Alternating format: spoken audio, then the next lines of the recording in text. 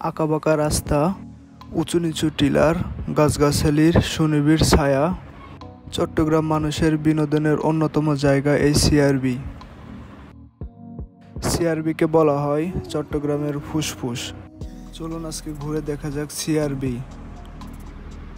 CRB tiger pass সংলগ্ন কোতোয়ালি থানার অধীনে একটি পাহাড়ি এলাকা। সিআরবির ফুল মিনিং হচ্ছে সেন্ট্রাল রেলওয়ে বিল্ডিং। এটি বাংলাদেশ রেলওয়ের মহাব্যবস্থাপকের নিয়ন্ত্রণ কার্যালয়। এই রাস্তা ধরে 4-5 মিনিট হাঁটলেই আপনি পেয়ে যাবেন সিআরবির রাস্তা। বন্দরনগরী চট্টগ্রামের ফুসফুস বলা হয় এই সিআরবিকে। রাস্তার পাশে এই সুবিশাল গাছগুলো আপনাকে মুগ্ধ করতে বাধ্য। এ মোড় থেকে বাদিকে তাকালেই দেখতে পাবেন সিআরবি পাহাড়।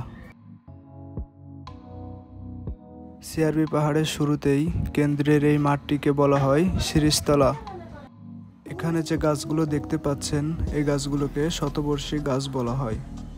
এখানে পহেলা বৈশাখ, পহেলা ফাল্গুনের বিভিন্ন অনুষ্ঠান হয়ে থাকে। ছোট বড় সবাই ঘোরাফেরার জন্য এই জায়গাটিকে খুবই পছন্দ করে। সিআরবি মূলত অ্যালবেজিয়া লেবেক গাছ দিয়ে ঘেরা, যাকে বাংলায় বলা হয় শিরেশ। এখানে মানুষ ঘুরতে আসে মূলত তাদের মনের প্রশান্তির জন্য। এই রাস্তা দিয়ে 2-3 মিনিট সামনে এগোলেই দেখতে পাবেন বাংলাদেশের প্রথম বাষ্পীয় রেল ইঞ্জিন। স্ক্রিনে যে ইঞ্জিনটি দেখতে পাচ্ছেন এটি মূলত বাংলাদেশের প্রথম বাষ্পীয় ইঞ্জিন। চট্টগ্রামের ভৌগোলিক অবস্থা ও চট্টগ্রাম বন্দর পরিবহন সুবিধাকে কাজে লাগিয়ে রেলওয়ের সাথে সমন্বিত করার প্রয়াসে 1899 সালে সিআরবি প্রতিষ্ঠিত করা হয়। দেশের প্রথম বাষ্পীয় রেল ইঞ্জিন, যেটি এখন সবার জন্য উন্মুক্ত। একটু পাশেই দেখতে পাবেন বাংলাদেশের মুক্তিযুদ্ধে রেলওয়ে যেসব ব্যক্তিবর্গ নিহত হয়েছে তাদের স্মরণে নির্মিত স্মৃতিসৌধ। আঁকাবাঁকা এই রাস্তার শেষ প্রান্তে আপনারা দেখতে পারবেন সিআরবি ভবন। এই পাহাড়ের নাম সিআরবি পাহাড় হওয়ার একমাত্র কারণ হচ্ছে এই ভবনটি।